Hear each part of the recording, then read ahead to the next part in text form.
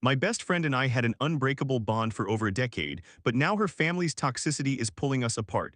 After her cousin called me a slut, I realized standing up for her was punished. Now, with her mental health declining, I'm scared to speak up. How much longer can this last? My best friend and I have been friends for as long as I can remember. We met in 2012, reunited in 2016, and have been each other's number one since then. We have consistently demonstrated respect and support for one another. We have helped each other emotionally through very painful experiences and have guided one another through significant trauma. In 2023, during a particularly toxic relationship, I decided to go to therapy to learn healthy coping mechanisms. My main goal was to achieve emotional stability, develop the ability to regulate my emotions, confront my past traumas, and heal my attachment style, as I had many issues related to abandonment. Fast forward to now, I have achieved significant success. I can identify my emotions, allow myself to experience them, regulate them, express myself in healthier ways, and prioritize my own well-being while improving my self-esteem. For the first time, I began to voice my own needs and put myself first. For most of my life, I was the emotional punching bag for my family and in my relationships, always placing others before myself to the point of emotional breakdown. I am so proud of how far I have come. In 2024, I began to notice a troubling pattern. My best friend was getting married, and I found myself acting as the emotional support for her, her husband-to-be, and even her family. I noticed that her family was increasingly lashing out at me. First, her aunt called me a thief and a promiscuous woman for accidentally mixing up a hand towel in my laundry after I slept over. Second, her mother practiced witchcraft on me and wished me harm for standing up to my best friend's aunt in defense of my best friend. Third, my best friend's cousin and sister were upset because they did not receive the best view or accommodations at her bachelorette party. Her sister seemed indifferent, but her cousin reacted very negatively. Fourth, my best friend lashed out at me for not planning the bachelorette party to the standards her family expected and for her being late to the itinerary. She woke up late and was 2 hours late to the next event, while her cousin and sister were utterly standoffish throughout the bachelorette party, barely interacting with the other girls and asserting that I was constantly rude, even though I was trying to ensure that food deliveries were on time and that my friend was accommodated. This did not happen because my best friend then accommodated her cousin and sister as if they were the stars of the night rather than herself. This was apparently egregious enough that her cousin organized a second bachelorette party without me, which resulted in utter chaos because another aunt was pushing for my best friend's questionable cousin to be the master of ceremonies at her wedding, putting her on the spot during an attempt to plan a better bachelorette outing than the one I had organized. Fifth, her mother continuously placed me in a negative light by lying and making statements that never occurred. When my best friend finally asked me about it, it was weeks later, leaving me confused and unable to recall the event. I was always the one to apologize, always the one who was at fault, always the one who was vilified in all these incidents, regardless of my side of the story. To me, standing up for my best friend was punished, going the extra mile for her was punished, and ensuring that she was treated well and enjoyed herself was sabotaged by her family in one way or another.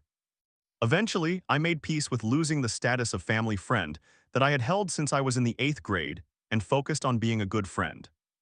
My breaking point came when she called me after work, which was her usual pattern, while I was driving home for an hour. I was still at my job wrapping up, and as I was packing up and heading to my car, I began to express my frustrations about being behind schedule due to specific crucial time slots throughout the day that resulted in me needing to stay late. My best friend offered me advice on how to become more efficient. Although I appreciated it, I explained that I simply did not have the time to implement her suggestions due to various factors. After I explained this, she responded with, "I still think you could do X, Y, Z, but okay." This was the first time she had ever spoken to me in that manner.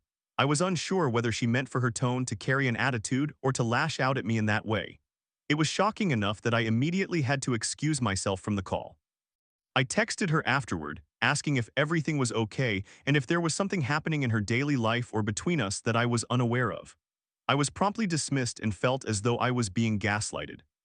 Phrases such as, "I didn't have a tone, I don't know what you're talking about, you sounded flustered so I left you alone quickly, our friendship isn't tarnished in any way and a disagreement isn't going to change it. I would hope you would know that by now, dude, don't overthink it," added to my confusion, particularly since I excused myself. There had never been a discussion regarding our friendship being tarnished. Furthermore, my attempt to seek clarification was deemed overthinking, which just felt wrong. Initially, I questioned my sanity, thinking perhaps I was overanalyzing a simple response. Maybe I was too exhausted and needed more rest and time for myself, as my schedule was becoming increasingly hectic. The next day, I communicated to her that I might be unavailable more often due to my busy schedule and my need for additional rest. My best friend appeared understanding, and I was able to focus and relieve stress with the extra hour or two I gained each day. Yet something felt off. I felt emotionally turbulent, a sensation I had not experienced since my toxic relationship with my ex. I remember crying and expressing that I could not endure it any longer, feeling once more like an emotional punching bag. Again, I attempted to reach out to my best friend when I could, but I felt hurt and distrustful. I confided in my other friends about these feelings, and they all indicated that our friendship was experiencing growing pains. So I tried calling her and engaging in conversation, allowing everything to roll off my back like water off a duck. I called to let her know that I missed her and to give an update on my busy life. However, it felt as though my words were being distorted against me throughout the entire conversation.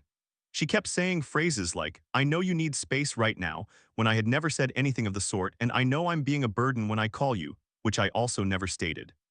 Frustrated, I reiterated my original message, explaining that I was busy, exhausted, and doing my best to respond to calls and texts when I had the opportunity.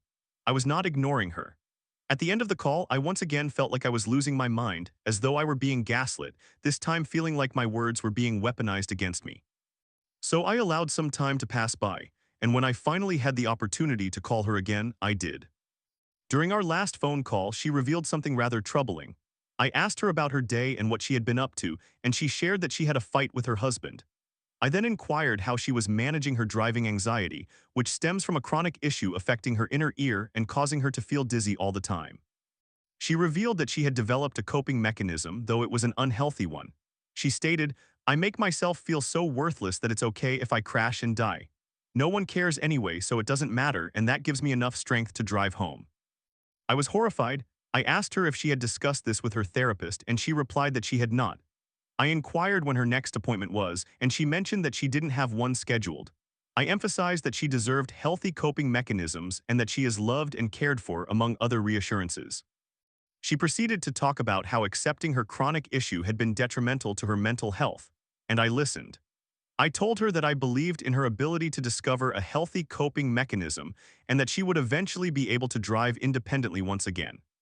Her response was, "Well, yeah, now I have to." Once again, I was taken aback into silence.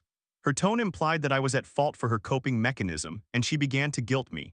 I remained resolute, once again asserting my belief in her and reinforcing that she deserves healthy coping skills and that with support from her therapist, I knew she would find a solution.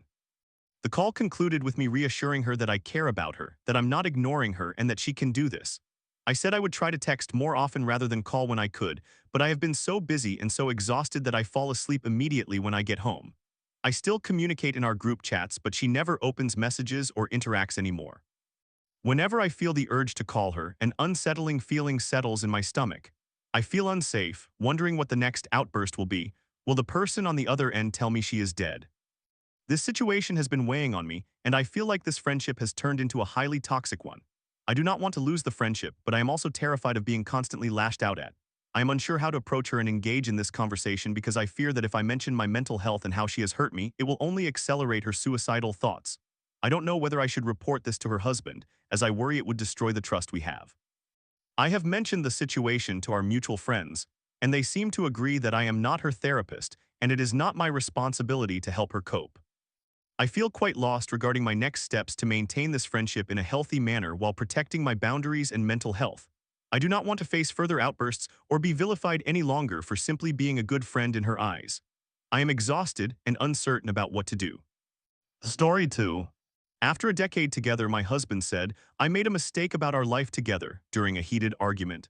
"This comes as I'm pregnant and we're navigating infertility. I can't shake the anxiety he could revert to old threats. Can our strong bond survive this?" We have been together for 10 years, engaged for 2 years, and married for 3 years. We are currently 32 and 36 years old, having started our relationship at 22 and 26. In the early days, whenever we had an argument, he would threaten to break up. We discussed this, and he explained that in those moments he feels that way because he is upset, angry, or frustrated, but he does not truly mean it once he has calmed down. As we matured and improved our communication, I eventually told him that the next time he said it, we would actually break up, and I explained how it affects me, making me feel unsafe in the relationship. That conversation took place about 8 years ago, and he has never said it again. Currently, we share a very strong relationship, or at least that is what I believed. We have a lot of fun together, we are always laughing and joking, exchange many I love yous, and are generally building our life together. We faced challenges with infertility over the past 2 years, and I am now 26 weeks pregnant with our rainbow baby. My point is that I do not believe he wants a divorce given our daily circumstances. In the last 5 years, we became engaged, married, and tried extensively to conceive a child. So in my opinion, there was ample time for him to reconsider if he truly thought it was a mistake. He has never mentioned divorce since we became engaged or married. We occasionally encounter conflicts, but they are rare and typically resolved through a brief 5 to 10-minute discussion with no hard feelings or harsh words.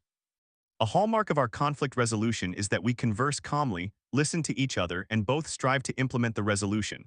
We feel heard, so there is not much apologizing, though there is usually a shared acknowledgement up front, and the resolution comes swiftly without dwelling on the issue. We both invest considerable effort into the relationship. However, once or twice a year, we have a more significant argument or conflict that is more heated, not involving yelling or any toxic behavior, but rather a disagreement that does not resolve in 5 minutes. In these instances, we both believe we are right, and neither of us wants to concede. Usually this ends with neither of us willing to apologize or both of us waiting for the other to apologize, leading us to an impasse. We experienced one of these disagreements 2 days ago that lasted about 15 minutes. We took a break, went to bed, and then both went to work yesterday morning. Upon returning home, things were back to normal. We encountered each other at the grocery store on the way back and had both picked up treats for each other, which made us laugh and allowed for a very typical evening together.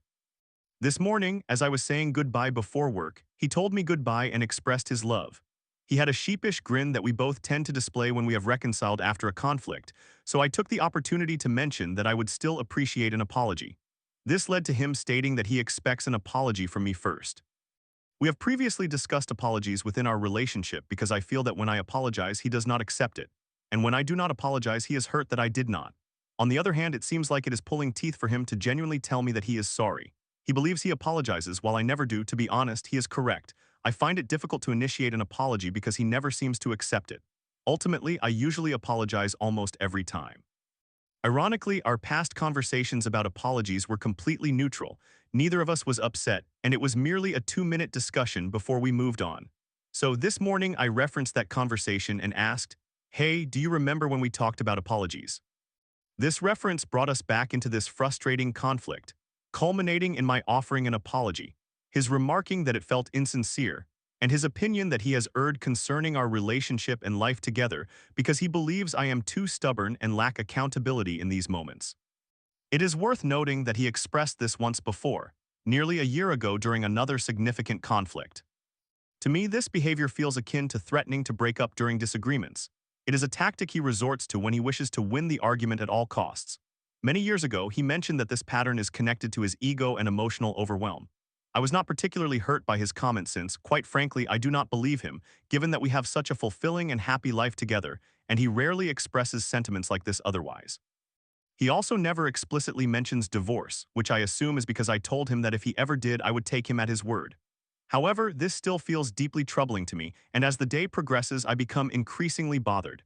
It feels distinctly dismissive, portraying me as the bad guy while he appears to vacate the role of the injured party. I am uncertain how to approach this topic with him, to be honest. The first time he said something similar, I attributed it to emotional overwhelm and did not take it seriously, especially since he continued to actively seek to conceive a baby together and move forward. We never clearly addressed it, and we simply moved on. One last note, he made this comment in response to something I said during the argument. I have a bad habit of saying, "So what?" or "and so," in these moments, which he has stated he finds extremely dismissive and triggering. Therefore, from his perspective this morning, he is expecting an apology from me for that, as it makes him feel unheard, dismissed, and condescended to, and he has requested that I avoid doing this in the past. This is what I explicitly apologized for this morning. As for my question, I am unsure how to discuss this matter without reverting back to the conflict. I want to be assertive and establish that this behavior is intolerable for me, but I also want to move on from this dispute. At the same time, I do not want to sweep it under the rug to address later, possibly weeks down the line, after it has already faded. To summarize, we generally have excellent conflict resolution, but on rare occasions we become stuck in larger conflicts. I do not want to ignore this, yet I also wish to avoid returning to a place of contention. For clarification, we freely apologize to each other during minor conflicts, which arise every 2 to 3 months. However, we struggled during more significant disagreements. I hope this makes sense, thank you.